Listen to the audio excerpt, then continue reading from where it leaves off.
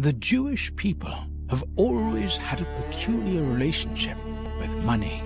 Their Torah recounts tales of men accumulating fortunes of biblical proportion. When God took his people out of Egypt, he brought them to the foot of Mount Sinai and revealed to them many secrets, one of which was the secret to wealth. Throughout the ages, the world could not help but admire the Jewish people for their business prowess. Admittedly, in some generations, the admiration turned to hatred and became an excuse to commit unspeakable atrocities. Their greatest critics will say that they control the banks, the media, and the financial markets. Is it all just a coincidence? There is no denying that this ancient people possess a secret to the accumulation of riches that has defied the rule of nature. Alas, what is their great secret?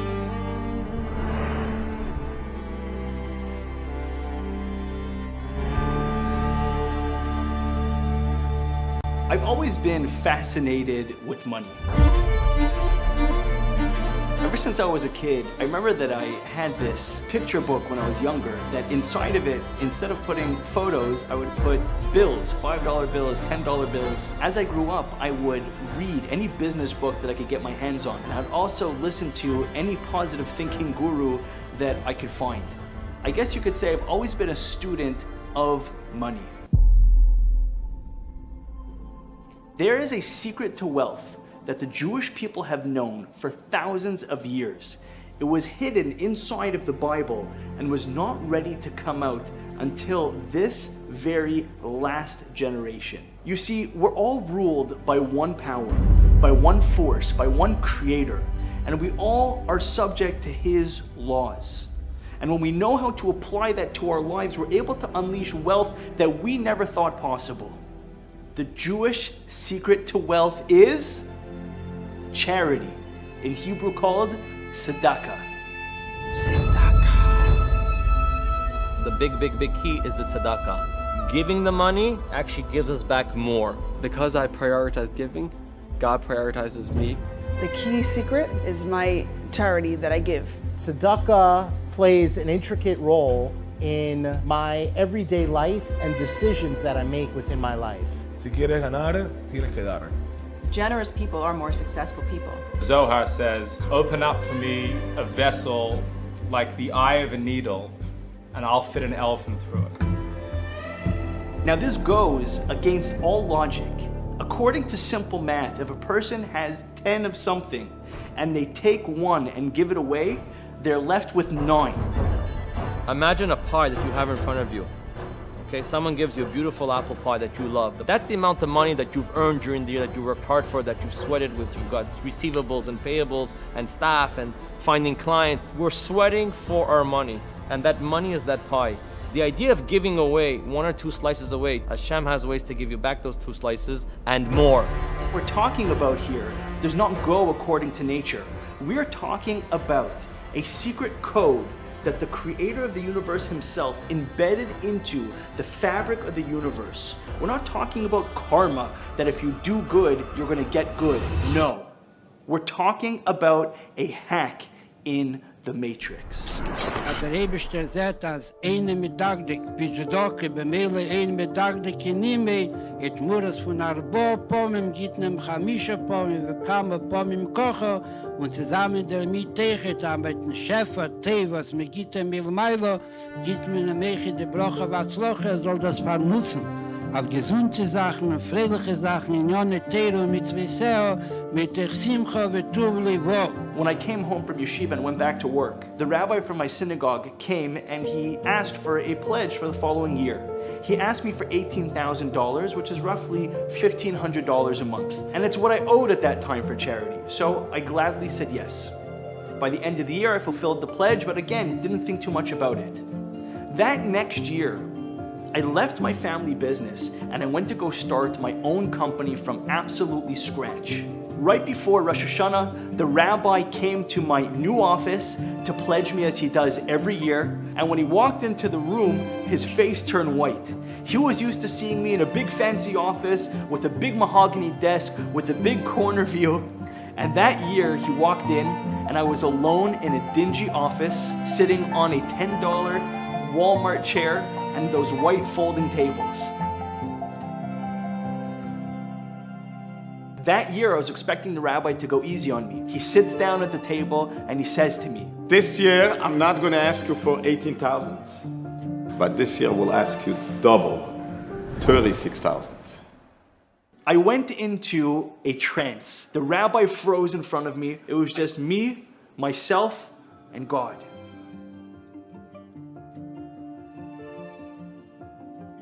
And at first I was angry. I was saying to myself, how could he do this to me? He knows that I'm starting fresh. He knows how hard it is. How could he ask such a big ask? But then I thought to myself, if this is all true, then God is not going to hurt me for giving charity.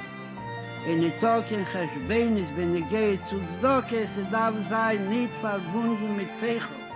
A viele nicht mit was leib, nur gibt es gleich nicht was jot, und mit dieses war gewollt. I came out of the trance. One single tear ran down my cheek, and I said one word. Okay.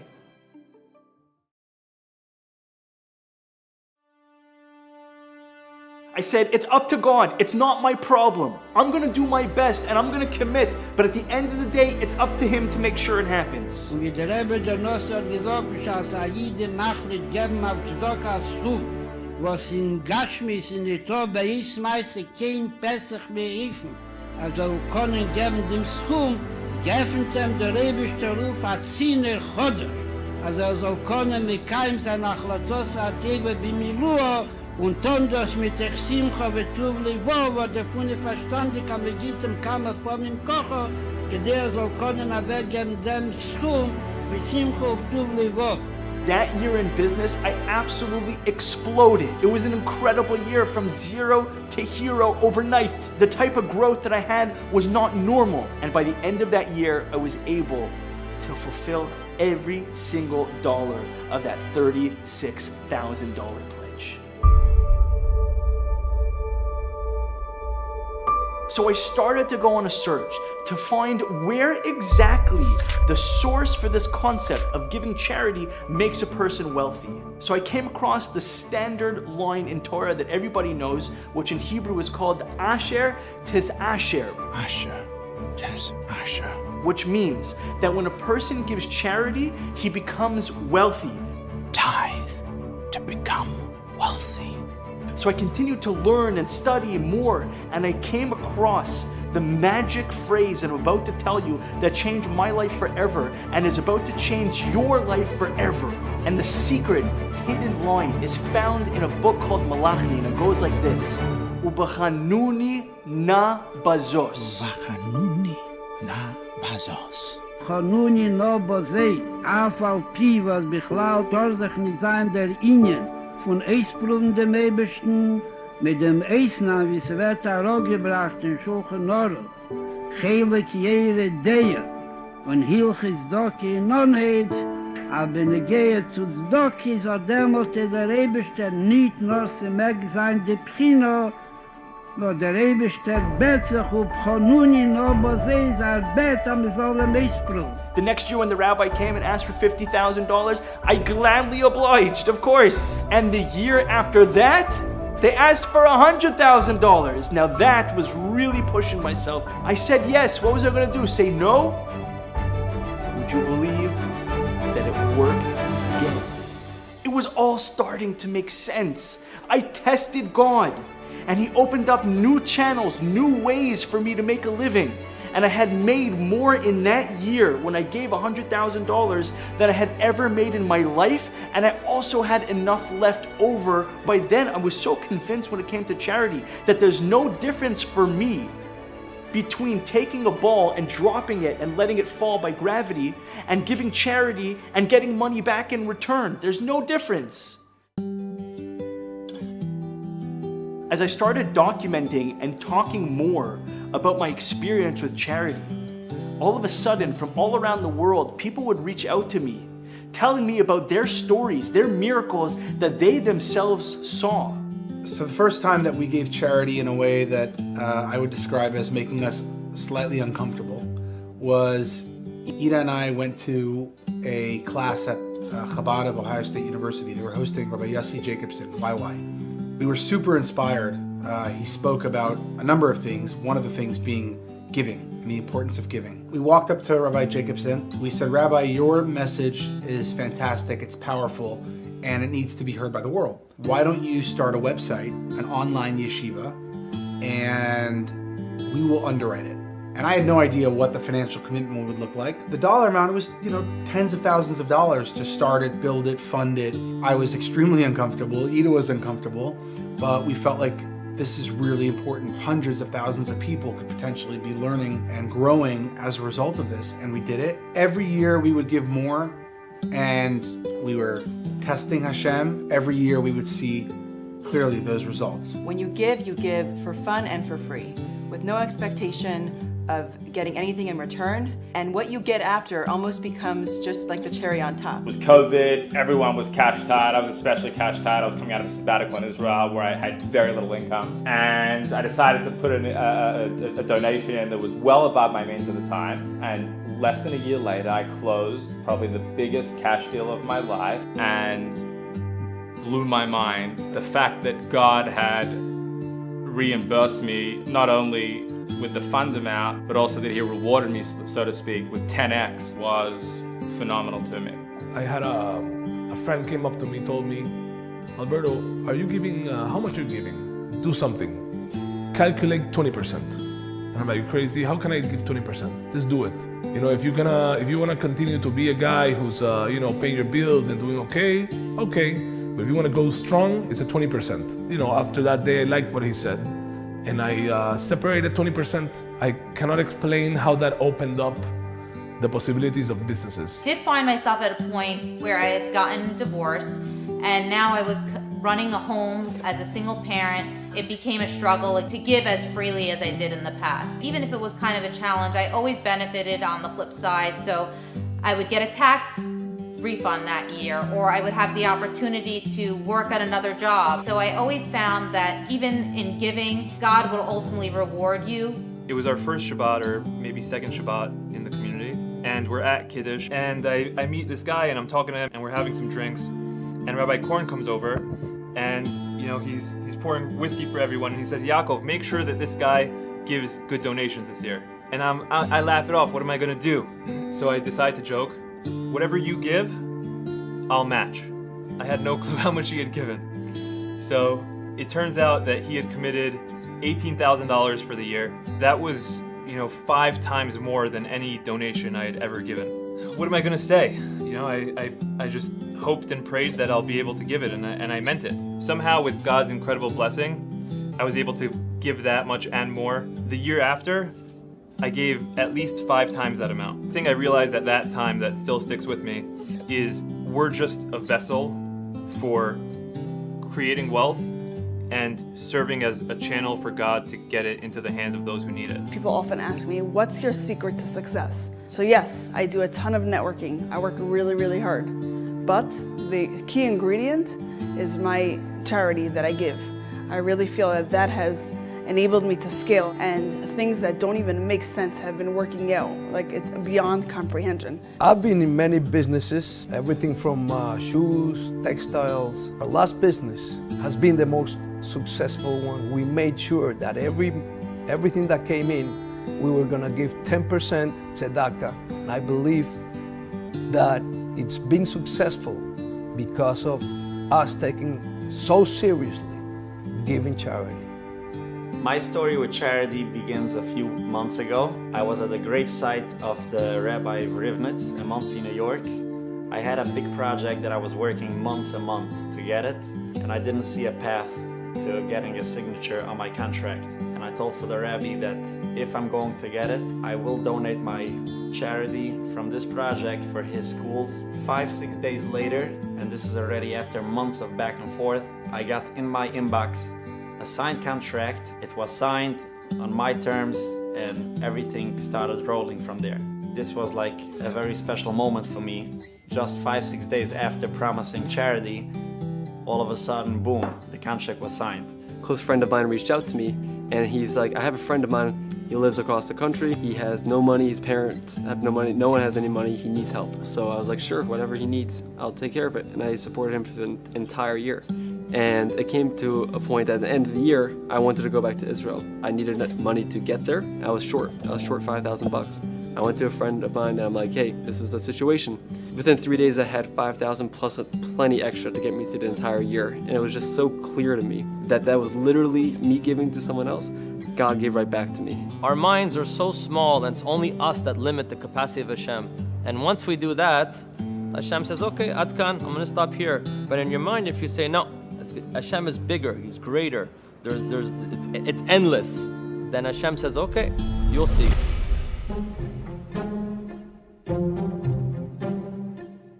There's a man in my synagogue that every year gives $10,000. And I asked him if he could stand up in front of the congregation and speak to everybody and talk about the blessings that he sees from his charity. But he told me, Beryl, I can't, because I don't see any blessings from my charity. And this really bothered me because I'm the guy that pledges him every year. So how could it be that he doesn't see it? And I went home and I thought about it and I did the math. And the reason why he's not seeing the blessings from his charity is because he's not giving enough. He only gives $10,000, which means that God only has to give him $40,000 that is left for him to keep. Der Ewigste sagt, am Schaße seiner Chamisches mit Pfarre, mir wird geben a Chemisch, auf die, wo der Ewigste darf sich speisen. Ich sollte dämmelt heute viel mal als sehr viel Lecher. Als ich steht es vor. So if he gave $20,000, then God would give him $100,000. If he gave $40,000, then God would give him $200,000. You see, the problem with charity and the way we've been looking at it forever is this. Most people look at charity going backwards. They say to themselves, if I made $100,000 this year, then I owe $10,000 to charity. The problem is, if a person makes $100,000 after tuition, after rent, after food, after insurance, and after a vacation, he has no money left. He might even be in debt. He doesn't even have $10,000 left over to give to charity. So he's not even doing that bare minimum. Here came the Lubavitcher Rebbe and changed everything and flipped it completely on its head. Instead of looking backwards at what you made to determine what you owed to charity, he challenged us to look forward and make a pledge and decide how much money we want to make for the upcoming year. And based on how much our pledge is, that's how much we're going to make. As machshava teva, HaKadosh Baruch Hu mitzarfel lemaise, a bishar sid betracht, as geht on a gute Sach. Is a viele werden weiß zercheis, a das nicht für Kirche, und noch mehr, sie taken nicht für Kirche. Die bald aber hat Basir beschlossen, a nicht gucken dich auf seine Möglichkeiten. Wie bald kommt on a Teve a zweiten Linie. Afol Pi, was jener ist a Noscher, wird ton de Teve mit Messias Nefesh, ist a sichere Sache, der Eberste wird ihm helfen, soll können mit Malle sein unter die Achlotte.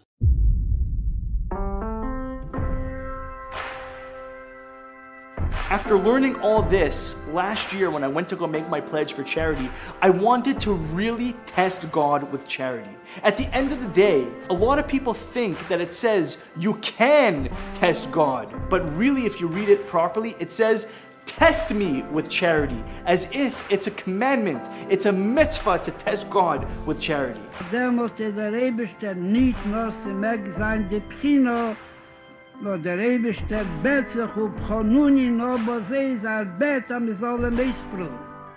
So this year, instead of going up by 18,000 or 36,000, I decided to really test God and see if this thing is true once and for all.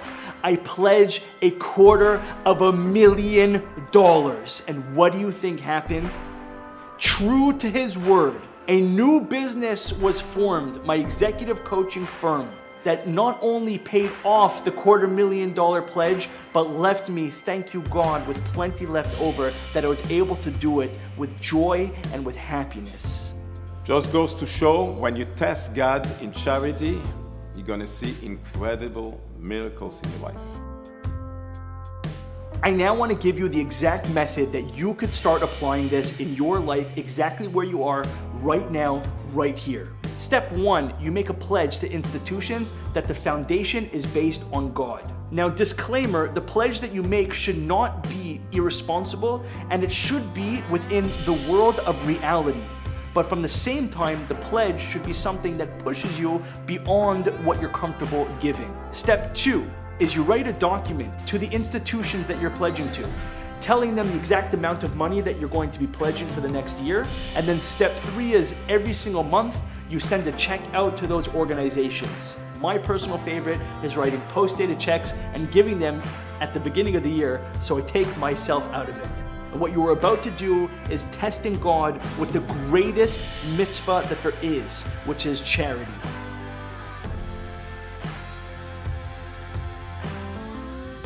And it says that nothing brings the Messiah, the Mashiach, closer than giving charity.